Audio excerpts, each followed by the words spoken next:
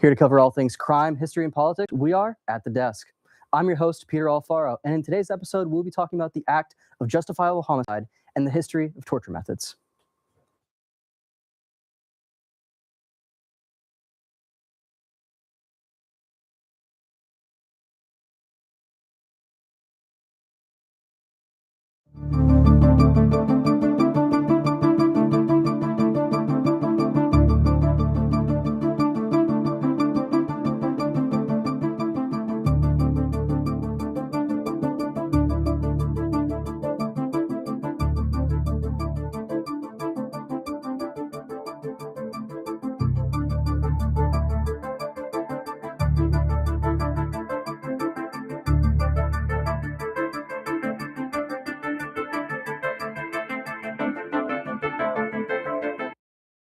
Welcome back to ACD.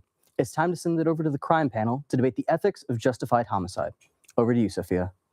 Thanks, Peter. Welcome back to the crime panel. Today, we will be talking about the act of justifiable homicide. From landmark cases such as Judy Norman to Gladys Kelly, we will be analyzing this controversial crime on a case-by-case basis.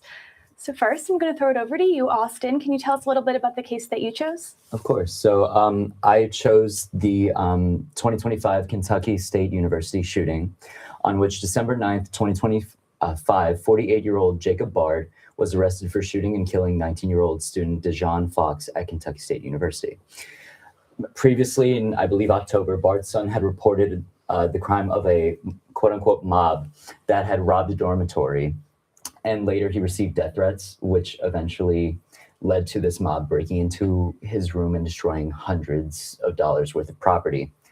So, of course, Bard's son no longer felt safe on campus, and he called his father to help move him out.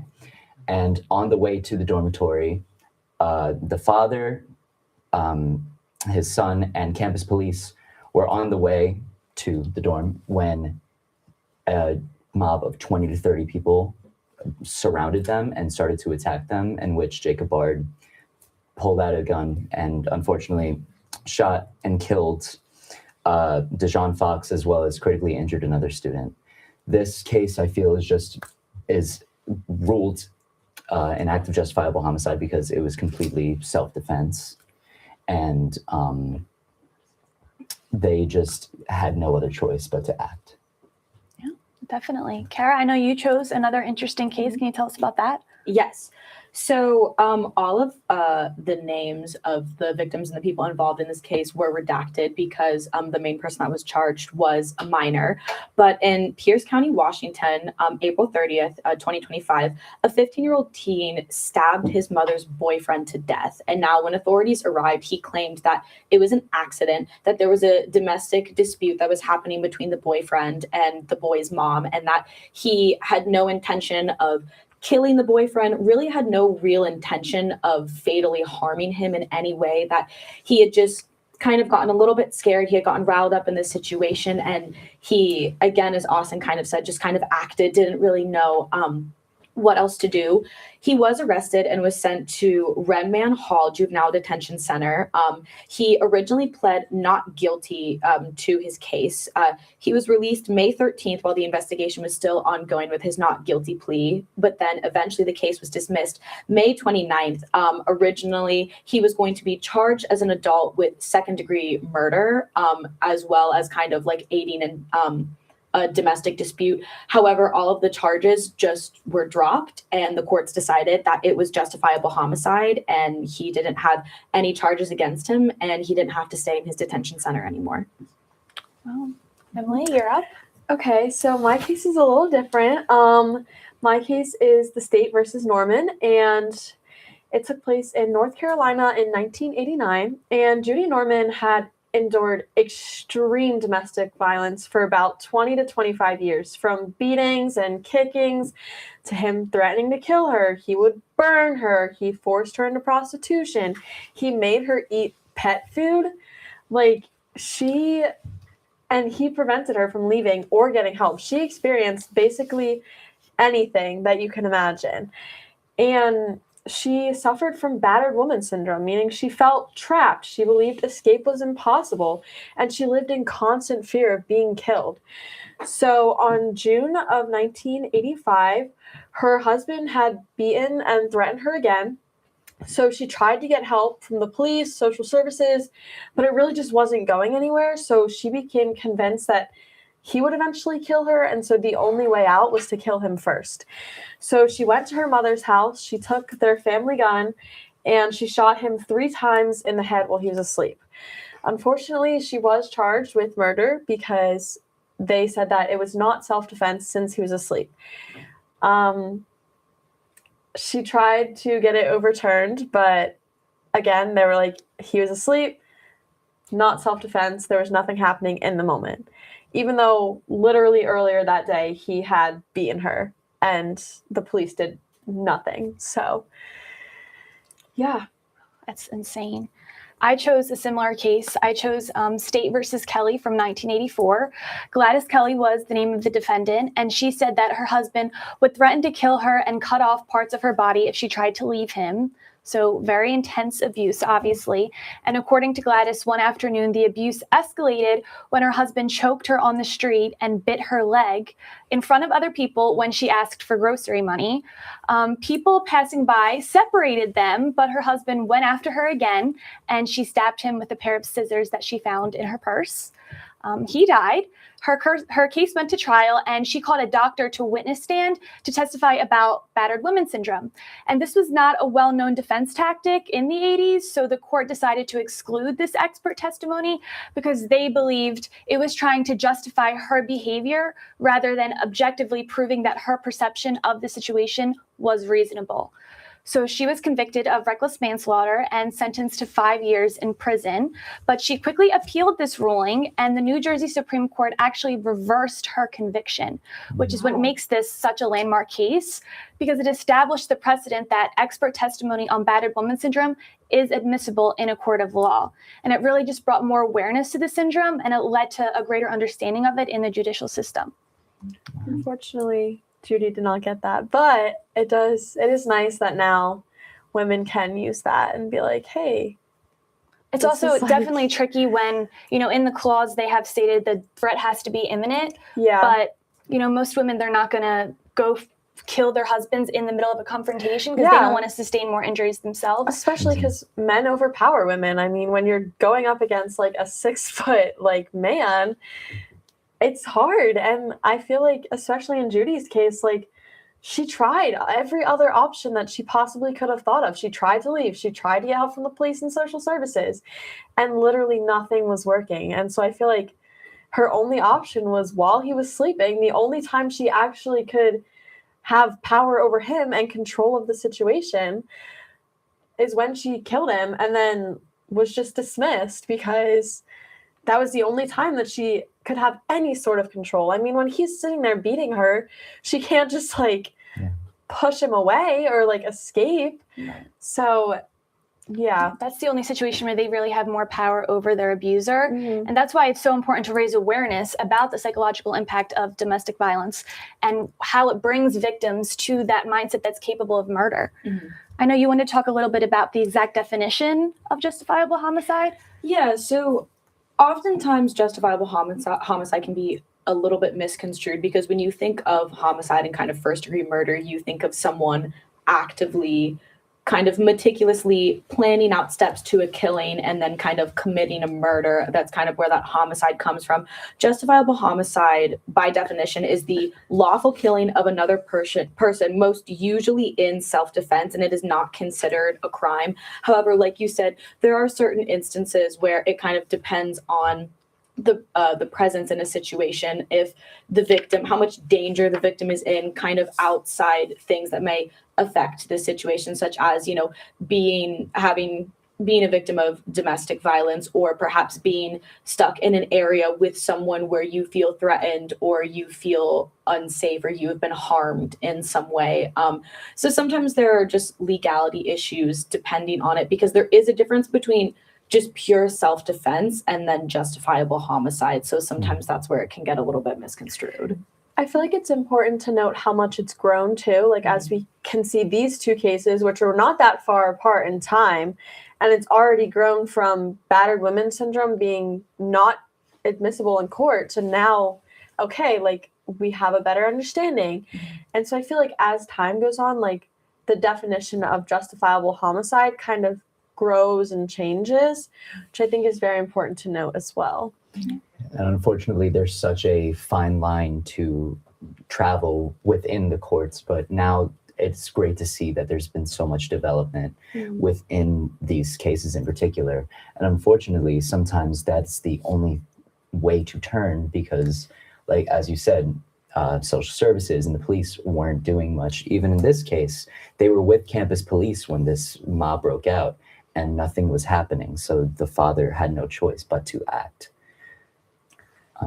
Yeah, it puts them in such a difficult situation, truly. I think it's also important to touch on imperfect self-defense. It's slightly different, but it's under that umbrella of crimes. So this is when the defendant truly believed their self-defense was necessary to keep them safe, even though a reasonable person in the same situation would not have believed the same.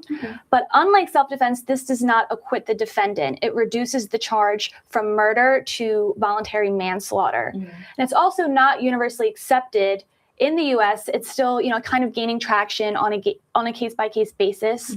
But I think it's definitely important to touch on that too, because that's definitely another one that's gaining more awareness as time goes on. I think kind of just all of these instances, I feel like a lot of cases either dealing with some type of self-defense or with justifiable homicide, I feel like if you kind of look back in later years, a lot of the cases are kind of often overlooked. They're not really highlighted enough because if someone specifically talking about domestic violence is truly being abused where they're pushed to the point where they have to murder or kill someone, I mean, that shouldn't be happening. Obviously, none of that should be happening in any sense. And I think that some people kind of write off these cases as like, oh, well, why didn't you leave? Why didn't you speak up sooner? Why didn't you run away or do this or do that? And unfortunately, sometimes when it comes down to your safety, sometimes you have to do what you have to do. You can't. Sometimes you make rash decisions, and I'm not saying that it's legal. I'm not saying that it's right, but I'm saying that it's human, and it can't be discounted. I mean, fight or flight is literally a known scientific studied response to fear. And when you're put in that situation, like, it's human to either run away, which in some cases you can't leave. Like, they will not let you leave, which means your only other option is to fight back. And I feel like it's so unfortunate that we have to talk about any of these cases and that we have to have any of these laws in place. But unfortunately, that's just kind of the way things are. But I feel like it's human. I feel like in all of these cases, I'm not saying it's right. I'm not saying I know what I would do, but I'm saying I can understand why they chose to make the decisions they made. Especially in, the cases of battered women, it's how the media frames it. When these kinds of cases are publicized, the most common question is, well, why didn't she leave before? Why did she let it escalate to that level? And the reality is just so much more complex and nuanced than most people realize. These women, they fear for their lives. They're economically dependent on their partners. They have children. They don't want to break up their families. And, there's also a very prominent effect of domestic violence, and that's learned helplessness. And, the abuser is manipulating the victim into believing they cannot survive on their own. They feel like they have a lack of control over their lives. And this just keeps them trapped in a cycle of abuse. And it's just never ending. And that's truly how it escalates to that level. Or they'll be like, I'll do better. I'll change. I'll stop. And it just keeps happening, and they get so manipulated that they feel like it's fine, like this is okay, like this is what I deserve, like they'll change, they'll stop, it's okay. And then eventually it gets to the point, and like in both these cases, I mean, he literally bit her when he tried to leave, when she tried to get grocery money. Like, they're not going to just let them walk out, which is, I feel like, so unfortunate that it gets put in this media frame of, well, why didn't you leave? They couldn't. If they tried to leave, they would get beat. They would get bit, apparently. Yeah, and this Like, applies to your cases too. The media is always framing it in a certain way where they're always questioning the person that committed the crime, but you really have to put yourself in their shoes and analyze their mindset. Absolutely. Yeah. Well, unfortunately, that is all of the time that we have left for today. Back to you, Peter.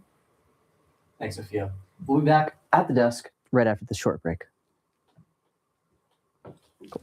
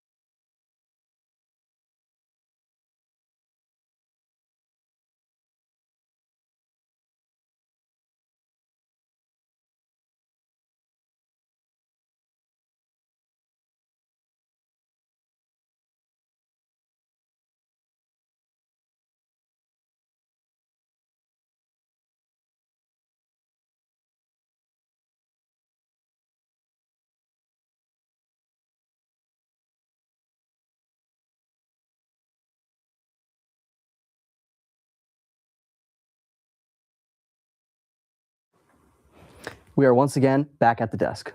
First, it's time to send it over to the history panel to discuss the history of torture devices. Over to you, Kara. Thank you, Peter. Hello, everyone, and welcome back to the History Panel. Here today, we are going to have a discussion about torture devices, some modern, some medieval, but all grueling. Each panelist has selected a torture device from a different location and time period around the world. Everyone will present their device and their argument about why it should be deemed the worst way to go. Then we will have a group debate and rank everyone's choices in order of cruelty. So let's get started. All right. I'm really excited about this because this is my idea. So thank you everyone for being so open. I know this is a weird thing to be excited about, but thank you everyone I'm so excited. to being really open for this. I'm very excited because idea. I think this is really interesting. Okay, we have our first. Want to start us off? Right. So the first one we're going to be covering is Chinese water torture. I dug a little bit into more like psychological torture, and this was a big one, similar to like waterboarding and everything. Now I got a question before I cover this anymore. It's called Chinese water torture. Mm-hmm. Do you guys think it has anything to do with China or like the Chinese made it or anything like that? I'm just gonna say no. Yeah, no. You'd be correct. Really? Yeah. It's called Chinese water torture. It was actually invented by a guy named Hippolytus de Marsilius. That's his name? Yeah. That's And- torture enough. This was from Bologna, which is now modern day Italy, 15th, 16th century. And the main way that it works is obviously you get strapped in and they just drip water on you. It doesn't sound that bad at first because it's like, oh, it's just water. It gets really bad after a while. After about a few hours of having the water on you, you start to go a little insane. It was obviously people were familiar with it by the 1880s. It had been mentioned several times, and it was apparently kind of common of a system back in medieval times. But it was also tested by, believe it or not, the Mythbusters. There we go. Yeah. Perfect. Yeah, those guys are insane sometimes, but they built a machine and had Adam Savage strapped in it to test it out. And it was okay for them, but that's because the drops were timed at like a certain interval. So he was able to kind of just tune it out. But then Adam got an email from somebody, they don't know who, it was a throwaway email saying, yeah, so we built this and tested it. And if we made the drops at irregular periods, about 20 hours, the person gone. Their mind was gone after 20 hours. Oh my goodness. Wow. Yeah. Because, I mean, if you have water being dropped on you, it gets kind of annoying after a while. But not being able to move out of it and never knowing when the next drop is, that When I it's feel coming. is Yeah. It's awful. it's Wow. terrible. Wow. Yeah. That was very interesting. I have that written down for our ranking. We'll move on to our next one. Okay, guys. Oh, look at boy. that. Let's move on to the breaking wheel. Fun. How fun. Okay, so this is medieval Europe. This was sort of a public humiliation ritual method of killing. So what would happen is in the middle of town, there would be this wheel, and someone would be tied to the wheel. And then we would have an executioner would come with an iron bar and intentionally shatter arms and legs over and over again, intentionally in the most intentional way to cause the most intentional pain, Mhm. So go in and break as much limbs as possible. And then they would take the shattered limbs and wolf them around the spokes of the wheel. And then they would leave them there until they die in that as painful form they could possibly be. So yeah, Did the wheel spin? the wheel did not spin. Dang it. That would have added to the fun Extra of it. flair. Yeah. Wow. I've never heard of that before. I'm shocked. Yeah. I have heard of Chinese water torture. I've never heard of It this existed before. as late as the 1800s. Wow. Oh my goodness. That's insane. And you never know Wow. how long it would have lasted because it all goes up to death, how long someone's going to be up there for. Wow. That's That's crazy. Pretty Wow. painful, right? That was a lot. On to our next one. All right, so this is called Puena Quelli. It's a Latin verb, and it means in the sack. And basically what happens is, imagine, if you will, that you've killed your parents or some kind of relation to you. Anybody, it could be parents, it could be by marriage. You're just not really supposed to do that, but they have to be related to you. Then you get sentenced to Puena Quelli, where they take a leather sack and they sew you into the sack with live animals. We have some great options. So you have you get to pick dogs, snakes, monkeys, chickens, roosters, rats, and boars. Sometimes a combination of those, basically whatever's available or whatever you personally would like. You are sewn into the sack with the creature, and then they're going to put you on a cart, and the cart's going to go to the ocean, and then they're going to throw you in the ocean in the sack full of animals. Also, to be noted, before you're put in the sack, they flog you and beat you up beforehand, so you're bleeding, and then the animals go in there, of course. And if they're going to try to sink you, they will also put big wooden clogs on your feet, so that way you will sink faster, you and the animals, all at the same time. So basically, as long as you're not killing your parents or like brother-in-law or whatever, you're probably not going to be sentenced to in the sack. So I can kill other people? You can kill other people. Okay. Then you just get standard murderer like punishment, but this is I can deal with worse. I can deal with that. You don't have to be in a sack with a live animal. I can deal with that. And the animal, meanwhile, is freaking out too as you're like sinking into the water. Everyone's freaking out. Yeah. You're all tied up.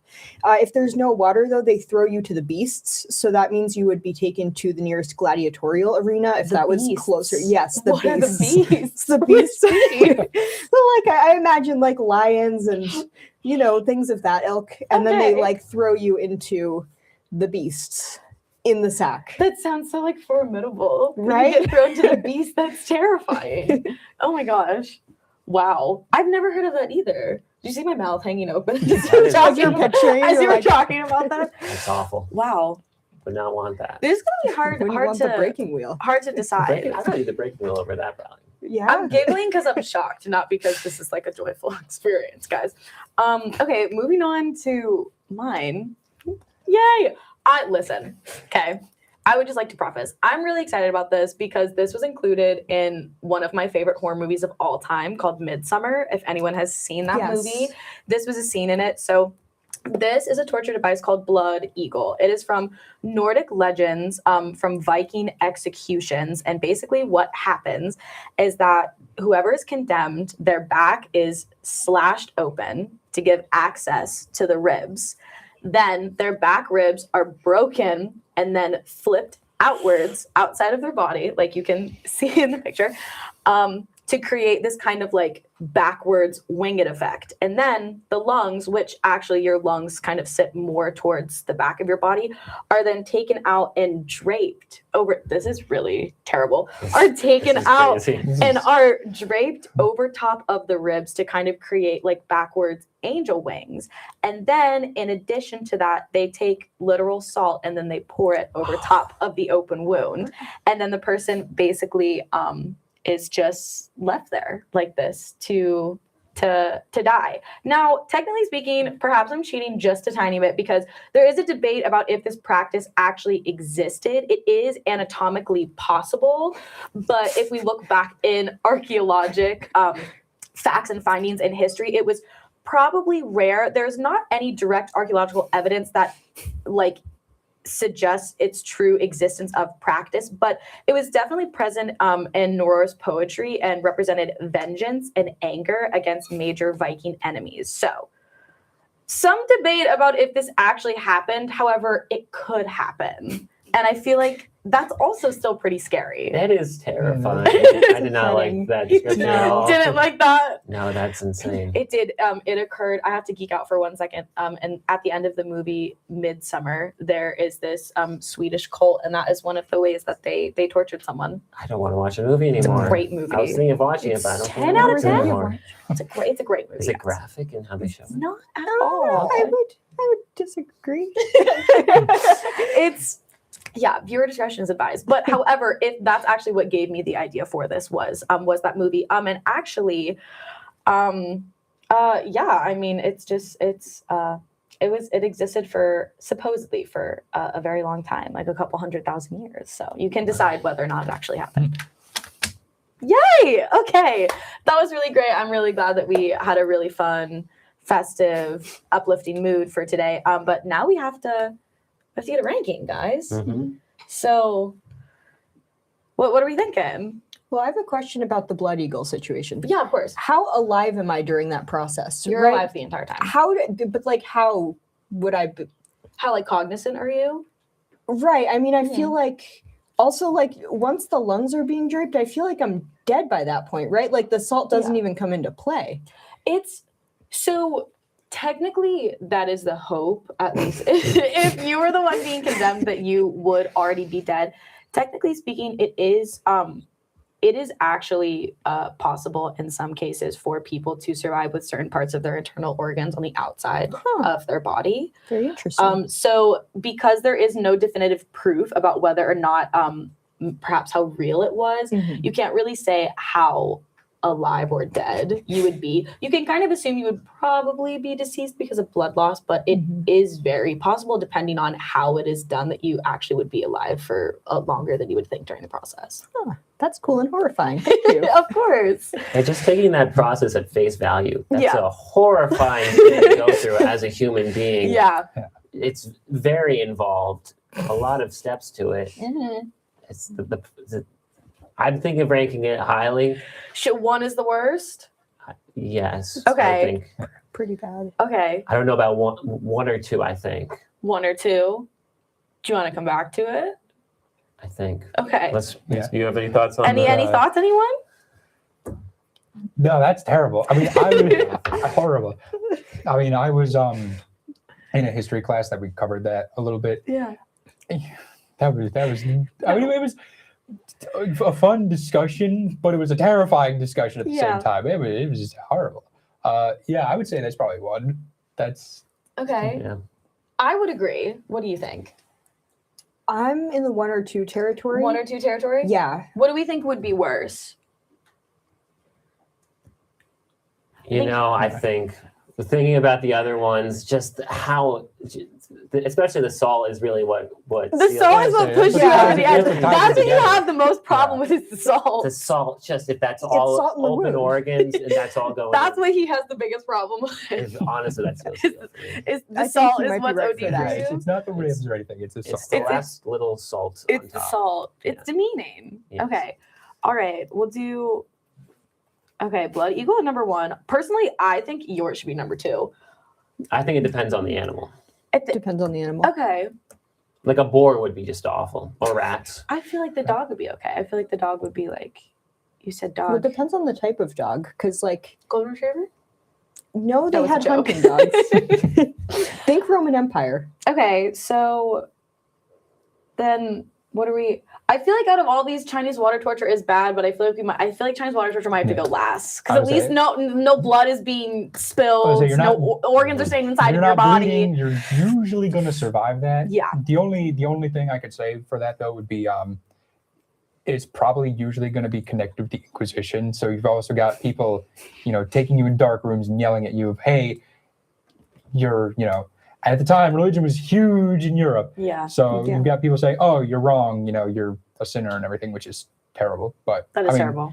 In today's age, it's like it's just water being dropped on you, and you're getting anxiety. So. This is true. This is true. Okay, so now I have to decide between yes. Can I argue? Yeah. I like to argue the intention of mine. There's a guy, executioner, coming, directly hitting your arms and legs where it hurts the most. I mean, you're in the back with an animal. That animal, there's an unpredictability to it. So it's really the argument of what's worse. That's true. Intending something or unpredictability. And I would argue intending something, because he's intending the absolute worst for you. He's very adamant It's his about job. this. He's getting paid to do the most harm possible to you. Yeah. And the animal's not getting paid anything. It's just hungry. Well, and then it's also dying in the sack. That is true. Yes. A lot of death in the sack. Well, I feel like my issue with yours is the fact that then you get tied to the wheel and you have to stay on the wheel. Like, that you're just up there, and then like your limbs are all twisted around the thing, and people are like, "Oh, how's it going?" And you're just like whimpering on the wheel. That just seems like it would suck. It's an awful fate. I'm sorry, but I'm so stuck up. Why can't the wheel spin? I'm sure if they tried to, they could make it spin. Okay. I bet they could make it They work. could probably do something there. So one for thing that. I want. That you want? Not want. That wasn't the right word. I just feel like there was an opportunity missed. I'm not saying we need to revisit it. I'm just saying opportunity missed. But So I'm saying, would you be spinning the wheel like if you were like presiding over that, or would you want the wheel spun? I guess is how that better is asked. I would just like it spun. I Like don't need to constant, spin it. constant, like a merry Like slow, Okay. just kind of going around, kind of like a creepy merry-go-round. Oh, I see. Yeah, I just feel like it would just add an interesting artistic flair to it. Would it make it better or worse for you? Like, Personally, if I was on the breaking wheel If and you're on the I was breaking wheel. and I was spinning around, that would make it so much worse. if it was spinning. Yeah, because then I would just vomit everywhere if I was alive. So spinning would make it number 2 for you? I think spinning wheel for me would then probably be number 2, and then yours is probably number 3. Okay, Yeah, I could get behind that. but these are really hard to choose between. It is. Thank you guys for indulging this for my entertainment. I really appreciate it. You guys came with great stuff, but unfortunately, that is all the time that we have for today. Thank you guys so much for joining our segment today. Something a little bit different than our usual topics, but we hope you guys got something interesting from us today. And just be thankful that a lot of these methods no longer exist. Back to you, Peter. Thanks. Sadly, that is all the time we have for today. In the meantime, stay updated with ATD on all of our socials at PSU at the desk, and let us know what you want to see us cover next. I'm Peter Alfaro, and we'll see you back at the desk next week.